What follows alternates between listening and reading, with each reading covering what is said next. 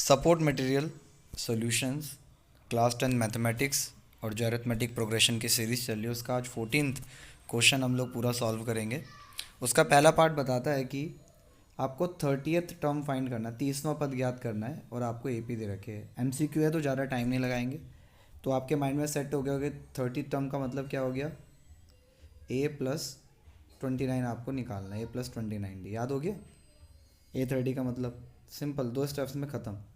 अब ए कितना है बेटा 10 and plus 29 into D. D की वैल्यू क्या आएगी बेटा, 7 में से 10 जाएगा तो -3 10 एंड ये प्लस और माइनस की मल्टीप्लाई करते तो माइनस आएगा, 3 9 सा 27 और 3 2 सा 6 और 2 ऐड करोगे तो कितना हो जाएगा 87। तो आंसर कितना आ गया बेटा -77। सिंपल ख़त्म। ओके इतना इतना क्लियर हो गया आप लोगों को। कितने सेकंड्स में हो गया देख लेना आप लोग, 1 मिनट से भी कम सेकंड में आप लोगों को ये चीज़ों को करना है।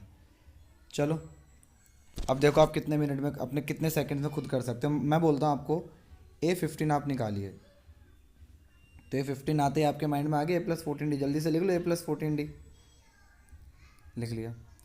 अब A कितना है, A आपका है 10 एंड फिर आपका 14 आ जाएगा और D की वैल्यू क्या आई है बेटा, D की वैल्यू आपकी आई है -3। तो 10 और उसके बाद 14 -3 कितना हो जाएगा, माइनस का 42 और आपका आंसर कितना आ जाएगा माइनस का 32। सिंपल, आगे समझ में, इतनी ही जल्दी आपको करना है। अब हम आगे की तरफ बढ़ते हैं। आगे बताता है क्वेश्चन, इसका जो पार्ट 2 है वो बताता है आपको 11 टर्म फाइंड करना है। ए पी आपको गिवन है और इसके अंदर 4 ऑप्शंस भी आपको पता लग रहे होंगे, एमसीक्यू है। तो सबसे पहले आपको क्या निकालना है, A11। तो A11 निकालने का तरीका क्या होता है बेटा, A+10D। ठीक है, तो A11 आपका ये रहा और A की वैल्यू आप क्या पुट करेंगे -3, तो -3 आप ले लिखा, +10 इंटू में D। तो D आपको पता नहीं। अब D निकालने का तरीका क्या होता है, A2 - A1। तो आप A2 लिखेंगे तो A2 कितना है बेटा आपका -1/2, ये माइनस यहाँ पर आ जाएगा। अब A1 ऑलरेडी खुद माइनस में है तो हमको क्या करना पड़ेगा, ब्रैकेट में -3 लगाना पड़ेगा। तो जब इसको आप सॉल्व करेंगे तो आपका कितना हो जाएगा -1/2।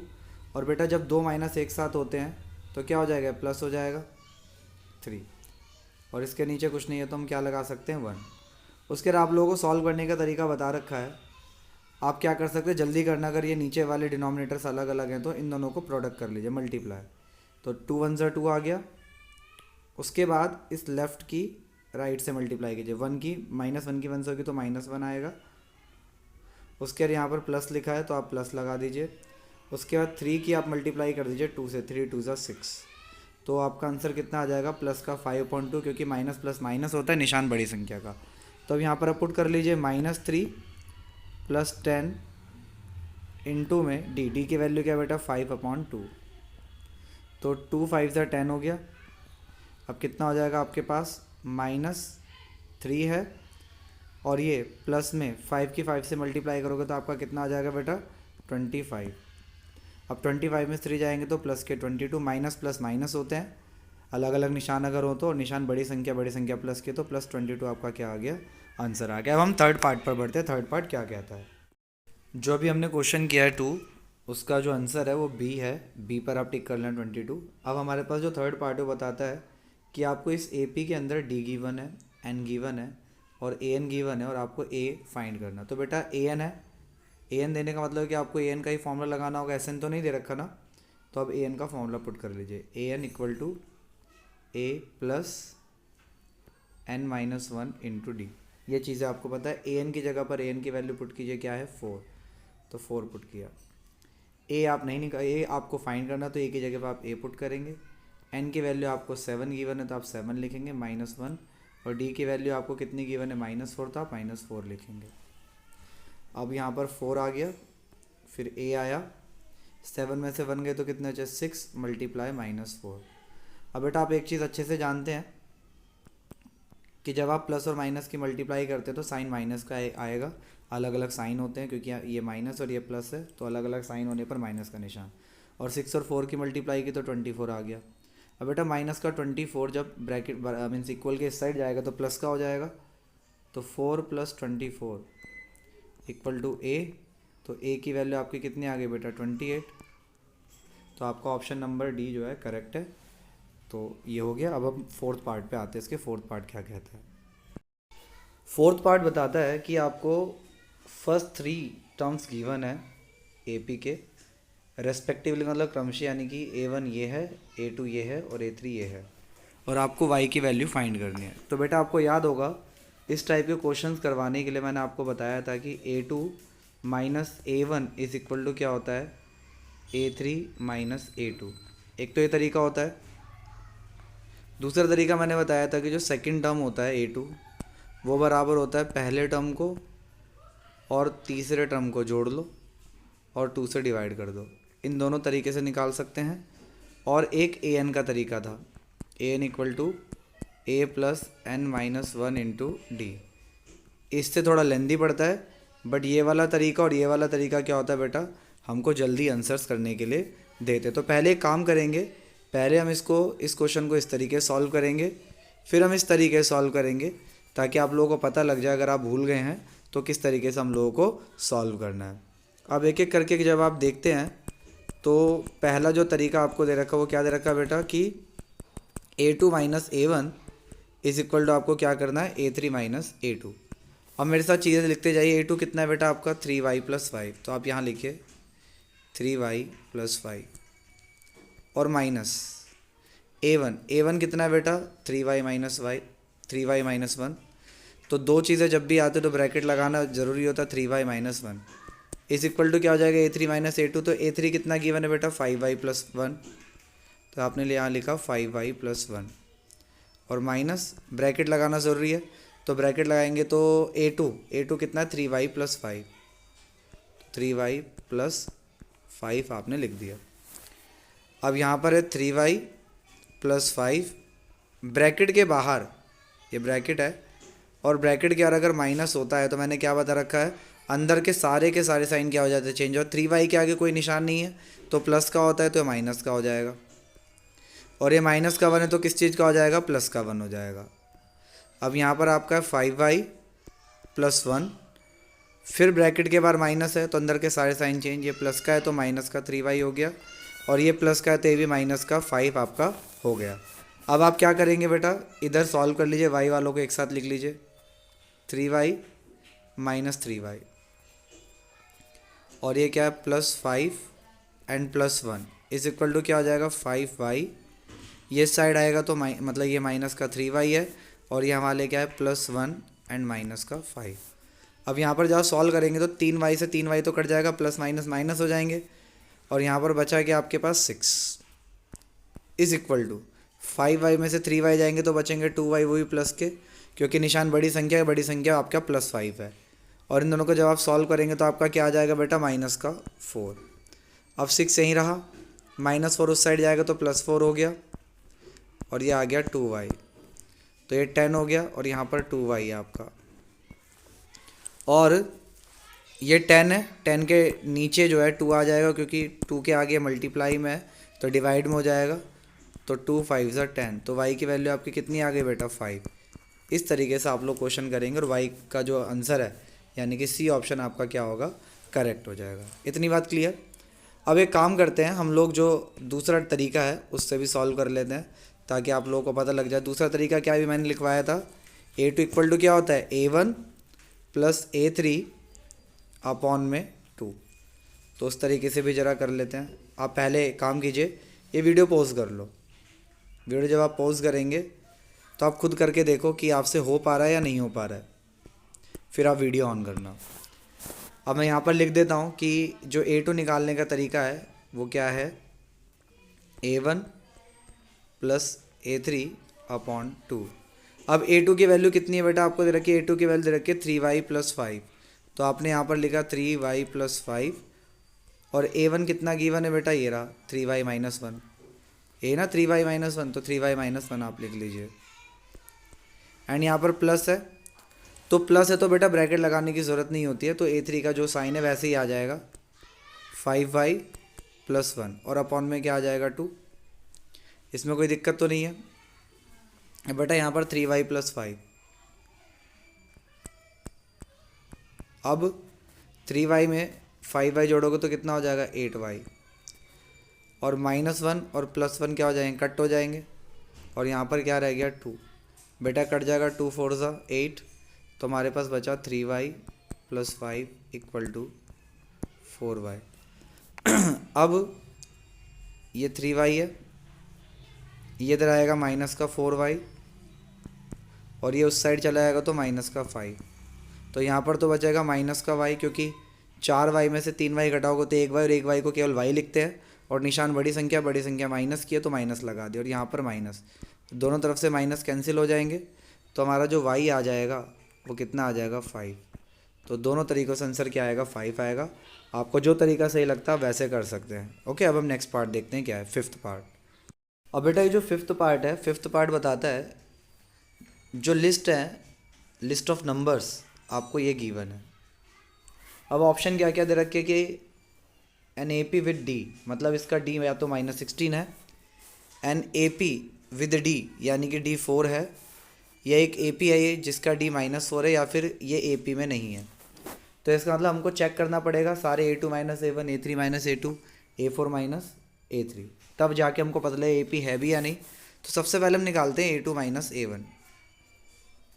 तो A2 - A1 निकालने का तरीका क्या हो जाएगा बेटा, A2 कितना -6, और उसके बाद ये वाला माइनस हमको है, और ये वाला माइनस, तो 2 बार जब माइनस आते तो प्लस कर सकते हैं, हम लोग कर सकते हैं ना। जैसे कि मान लो अगर आप लिखते तो यहाँ पर लिखते कैसे, आप यहाँ लिखते माइनस, उसके बाद ये वाला माइनस लगाते जो यहाँ पर गिवन है, फिर 10 लिखते, फिर आप क्या लिखते -6, और यहाँ पर क्या हो जाता है बेटा +10, यही लिखते ना आप। तो मैंने स्टेप आपका कटवा दिया और डायरेक्ट आपको क्या बोला कि भाई A2 तो आपको क्या दे रखा -6, आपने -6 लिख दिया यहाँ पर, फिर ये वाला माइनस आपको और ये वाला माइनस ऑलरेडी क्या करेगा प्लस देगा, तो आपने +10 ऑलरेडी लिख दिया। अब इसको सॉल्व करना आता है, माइनस प्लस क्या होता है माइनस, साइन बड़ी संख्या का, तो 10 में 6 जाएंगे तो 4, निशान बड़ी संख्या प्लस की है तो +4 आया इससे। तो अब आप निकाल लो A3 - A2, चले जी A3 - A2 निकालो। A3 कितना है जी -2 है ना, -2 है, फिर ये वाला माइनस, और बेटा A2 वाला माइनस, तो क्या कर दे डायरेक्ट प्लस कर दें, स्टेप कट गया ना एक, तो कितना आ गया +4 आ गया। इतनी बात क्लियर।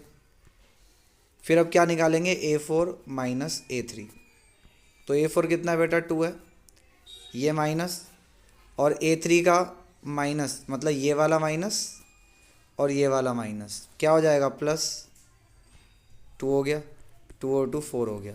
तो इसका मतलब डी तो सेम है, ये AP में है, और यानी कि इसका जो करेक्ट आंसर होगा वो बेटा क्या हो जाएगा ऑप्शन बी, जिसका डी क्या है 4 है। अब हम नेक्स्ट पार्ट देखते हैं 6th।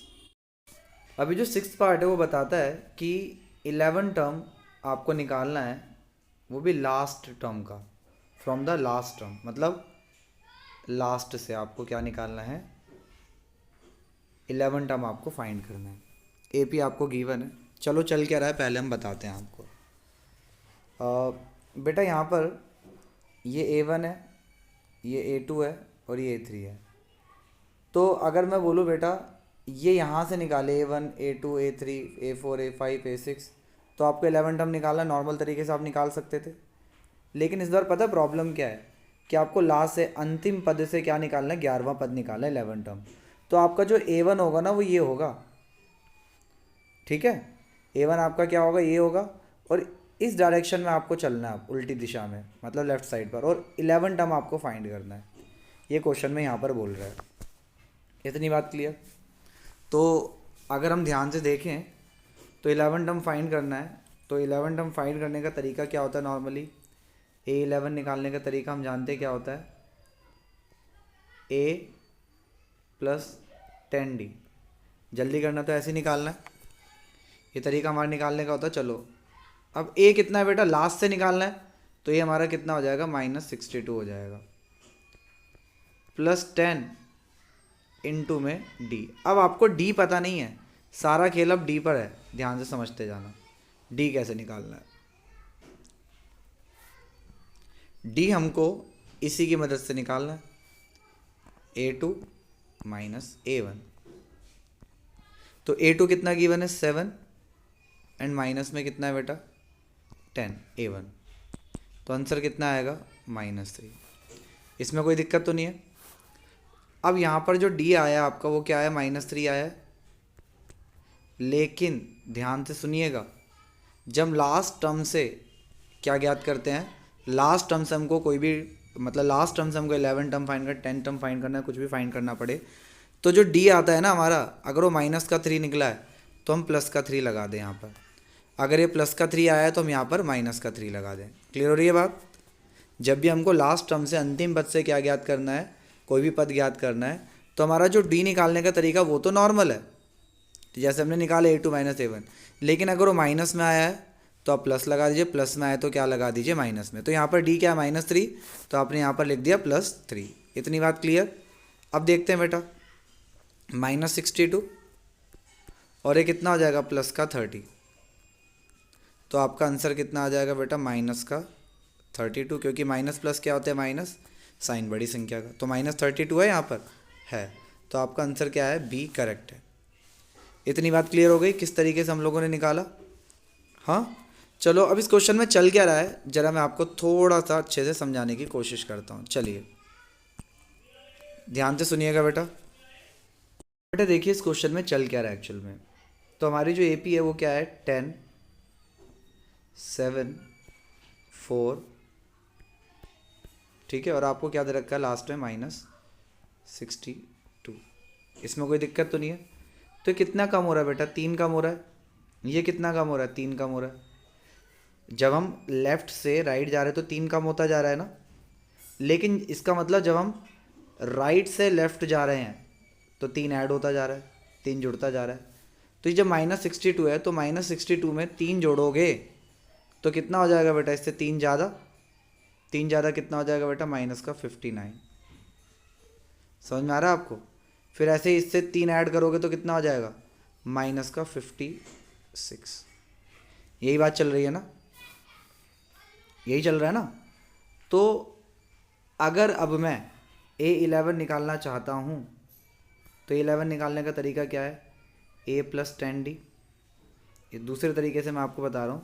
तो अब A कितना बेटा लास्ट से निकालना है, तो -62 + 10 इंटू में, अब D कैसे निकलता है A2 माइनस A1। तो A2 अब कितना है आपका एक्चुअल में 59 है माइनस का, तो -59, और ये वाला माइनस और ये वाला माइनस क्या कर देगा, इसको प्लस कर देगा। तो कितना आ गया बेटा 62। अब यहाँ पर कितना आंसर आ जाएगा 3। इतनी बात क्लियर? और मैंने अभी आपको बताया था अगर ये +3 निकलता है तो आपको क्या लिखना है -3 लिखना है, लेकिन वो कब बताया जब आप स्टार्टिंग से निकालते हैं, है ना। लेकिन अगर आपने AP जो इस तरीके से बना ली है तो एक्चुअल में जो D आएगा आपको वही लिखना है, तब +-3 नहीं लिखना है। तो आप क्या लिखेंगे यहाँ पर डायरेक्ट 3, तो -62 और प्लस का 30, तब भी आपका आंसर कितना आ जाएगा -32। और आप ये आंसर क्या कर सकते हैं, टिक कर सकते हैं। अभी और समझिए इसमें क्या चल रहा है। बेटा बुक के अंदर अगर आप ध्यान से देखें तो AN का ये फॉर्मूला हमको गिवन है। जब नॉर्मल तरीके से हमको क्या करना है, क्वेश्चंस निकालना है। लेकिन जब आप सपोर्ट मटेरियल देखते हैं तो आपको लास्ट टर्म से जब भी कोई भी टर्म फाइंड करना है तो यहाँ प्लस दे रखा होता है नॉर्मल फॉर्मूले में, और ये माइनस हो जाता है, ठीक है। तो बुक के हिसाब से जो सपोर्ट मटेरियल है उसके लिए उन्होंने बोल रखा है कि भाई जब भी आप लास्ट टर्म से कोई टर्म फाइंड करते तो आप ये वाला फॉर्म लगा लीजिए। बट मैं आपको बताना चाहता हूँ कि आप ये भी लगाएंगे तो भी कोई प्रॉब्लम नहीं है, आप ये भी लगाएंगे तो भी कोई प्रॉब्लम नहीं है। बट एक ही तरीका आप याद कीजिए इसी को, तो इसी तरीके से आप कर लीजिए। तो ये एक्चुअल में ये आया कैसे वो आप देखिए। तो AN आपने लिखा और आपको क्या निकालना है, A11 फाइंड करना है। तो यहाँ पर जब आप A11 लिखेंगे तो उसको क्या लिख सकते हैं, A + 11D आप लोग लिख सकते हैं। और मैंने अभी आपको बताया था कि जो नॉर्मल फॉर्मूला है, अगर आप यहाँ से क्या निकाल रहे हैं A2 - A1 निकालते हैं, तो जब आप लास्ट टर्म से क्या निकाल रहे हैं D मतलब लास्ट टर्म से कोई भी टर्म फाइंड करते हैं तो आपको D यहाँ पर क्या पुट करना है। अगर आपका माइनस आया है तो प्लस लगाना, और प्लस आता है तो माइनस लगाना है। तो इसका मतलब D क्या हो जाएगा, D जो है नेगेटिव हो जाएगा, उल्टा हो जाएगा। तो जब D नेगेटिव हो गया तो एक बात बताइए, जब ये उल्टा लिखना है आपको तो ये प्लस क्या हो जाएगा, माइनस ही तो होगा, तो इसलिए यहाँ पर ये क्या लिख रखा है, माइनस लिख रखा है।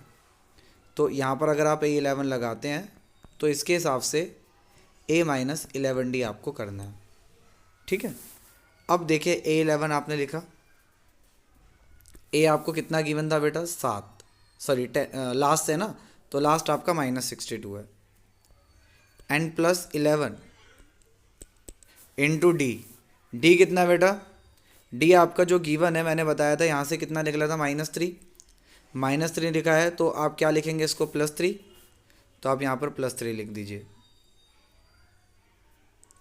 अच्छा ये चीज़ मेरी गलत हो गई, 11D नहीं लिखेंगे, 11 को A+10D लिखेंगे, तो 10 है, और यहाँ पर भी 10 हो जाएगा ये, तो 10 3 30, तो -62 + 30, तो आपका आंसर कितना आ गया, -32। इतनी बात क्लियर। यहाँ पर डी हमारा कितना आया था, यहाँ से निकाल दो माइनस, तो हमने प्लस लग दिया। लेकिन अगर यहाँ वाले क्वेश्चंस में आपको करना है तो ए आपका कितना गिवन है बेटा, लास्ट के हिसाब से -62, एंड माइनस इसको भी सॉरी 10 लिखेंगे हम, तो 10 इंटू डी, डी की वैल्यू कितनी आई थी बेटा, -3 ना, तो अगर आप ये वाला फॉर्म लगा रहे हैं तो डी एक्चुअल में जो निकला -3 लिखा है तो -3 लिखेंगे, +3 लिखा है तो +3 निकला है तो +3, मतलब इस फॉर्मूले के हिसाब से अगर आप पुट कर रहे हैं तो एक्चुअल में जो डी लिखा है, जो डी निकला है वही लिखेंगे, माइनस है तो माइनस, प्लस है तो प्लस, तो इसके हिसाब से साइन चेंज नहीं होंगे। तो यहाँ पर -62 एंड +30, तो आपका कितना आ गया, -32, तब भी आपका आंसर यही आएगा। तो आपको एक बात क्लियर हुई, अगर आप ये वाला फॉर्म लगा रहे हैं तो आपको डी क्या लेना पड़ेगा बेटा, जो यहाँ पर निकलता है उसका ऑपोजिट, है ना। लेकिन अगर आप ये वाला फॉर्मूला ले रहे हैं तो आपको डी क्या लेना पड़ेगा, जो निकला एक्चुअल माइनस लिखना है तो माइनस, प्लस निकला है तो प्लस, इस तरीके से आपको करना है।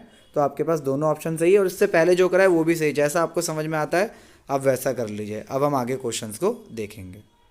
7th पार्ट बोलता है फेमस मैथमेटिशियन का आपको नाम बताना है जिसने क्या किया है, सम फाइंड किया है फर्स्ट 100 नेचुरल नंबर्स का।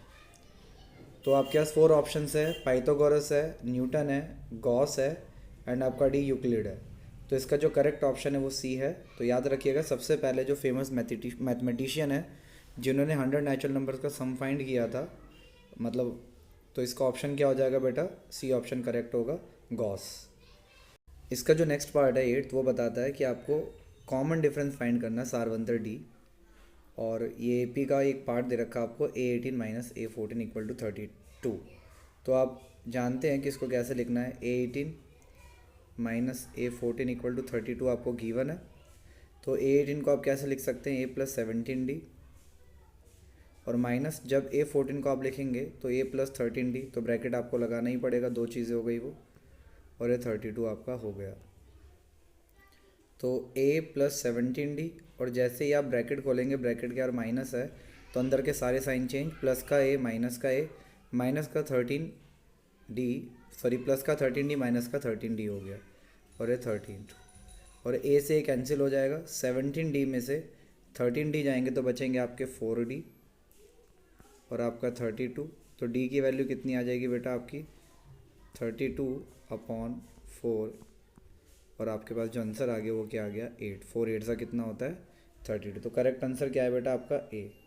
तो ये आपको लिख देना है। इतना क्लियर। अब नेक्स्ट पार्ट पे हम चलते हैं। नेक्स्ट पार्ट क्या बताता है आपको, नेक्स्ट पार्ट बोलता है nth टर्म आपको फाइंड करना है। ये ए पी आपको दे रखा है 1 + √3, 1 + 2√3 एंड 1 + 3√3। nth टर्म फाइंड करने का मतलब क्या है कि आपको सबसे पहले an = a + n - 1 × d आपको पुट करना है। अब बेटा nth टर्म है तो n की जगह पे n ही आप पुट करेंगे। a आपको पता है क्या है, 1 + √3, तो आपने पुट कर दिया 1 + √3, n प्लस n की जगह पे n ही आएगा, एंड -1, एंड आपका d कितना हो जाएगा बेटा, d आपके पास आ जाएगा, निकाल लीजिए यहाँ पर मेरे साथ आप। d निकालने का तरीका क्या है, a2 - a1, तो a2 - a1 आप कर दीजिए। तो जैसे आप a2 - a1 करेंगे तो a2 कितना है बेटा, ये रहा 1 + 2√3, तो 1 + 2√3 माइनस ब्रैकेट में आप क्या लिखेंगे, a1 1 + √3। अब आप क्या करेंगे, ब्रैकेट खोल दीजिए, तो 1+2√3 माइनस है यहाँ पर ब्रैकेट का, तो सारे साइन चेंज अंदर के -1 एंड प्लस में आपका कितना आ जाएगा √3। 1 से 1 कैंसिल हो जाएगा, ये 2√3 है और ये माइनस का सॉरी बेटा ये माइनस का हो जाएगा, यहाँ मैंने गलती से +√3 लिख दिया क्योंकि माइनस है तो सारे साइन चेंज करें तो प्लस वाला ही माइनस हो जाएगा और यहाँ पर आ जाएगा √3।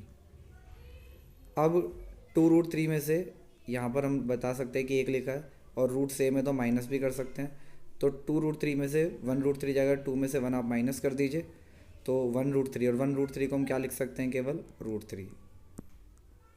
इतनी बात क्लियर। तो आपके पास आ जाएगा 1+√3 एंड प्लस में n-1। और बेटा √3 की वैल्यू आपकी कितनी है, सॉरी d की वैल्यू आपने जो यहाँ पर पुट करनी थी वो थी √3, तो √3 आपने कर दिया। अब आप एक और काम कर सकते हैं, ये आप मिटो दीजिए यहाँ पर। अब √3 की इसमें मल्टीप्लाई कीजिए तो कितना आ जाएगा √3n, फिर √3 की 1 में मल्टीप्लाई करेंगे तो -√3। तो बेटा √3 से √3 कैंसिल हो जाएगा, आपके पास ऑप्शन क्या बचा, √3n+1, ये ऑप्शन बचा है। तो आप ये ऑप्शन देख लीजिए कौन सा, एक बार चेक कीजिए मेरे साथ। ये जो ऑप्शन है वो ए ही है जिसमें लिख रखा 1+√3n, तो इस तरीके से आपका क्या है, करेक्ट आंसर ए हो जाएगा। इसमें मैंने ऑप्शन नहीं लिखा है, आप सपोर्ट मटेरियल में देख सकते हैं कि इसका ए ऑप्शन क्या होगा, करेक्ट होगा। 14th का लास्ट पार्ट रह रहा है 10th, वो हम देख लेते हैं कैसे करना है। बट इसका लास्ट पार्ट बोलता है कि आपको फर्स्ट टर्म क्या दे रखा है, ए पी का पी, यानी कि एक ही जगह आप पी लिखेंगे और जो कॉमन डिफरेंस यानी कि जो डी है वो आपको क्या दे रखा है, कि और आपको 8n फाइंड करना है। तो 8n निकालने का तरीका क्या हो जाएगा बेटा, जल्दी से बताइए, a+9d, इतना तो आपको कर करके क्लियर हो गया। अब एक ही जगह पे आपको क्या पुट करना है, p एंड +9, और d की जगह पे आपको क्या पुट करना है, q। तो ऑप्शन क्या आ जाएगा आपके पास, मतलब आंसर क्या आ जाएगा, p+9q। तो कौन सा ऑप्शन करेक्ट है, p+9q का सी ऑप्शन करेक्ट है। तो आप सी ऑप्शन पे क्या कर लीजिए, टिक लगा लीजिए। ठीक है, तो इस तरीके से आपको क्या करना था, इसका आंसर करना था। तो 14th क्वेश्चन हमारा पूरा क्लियर हो चुका, हम 15 से क्वेश्चंस को देखेंगे।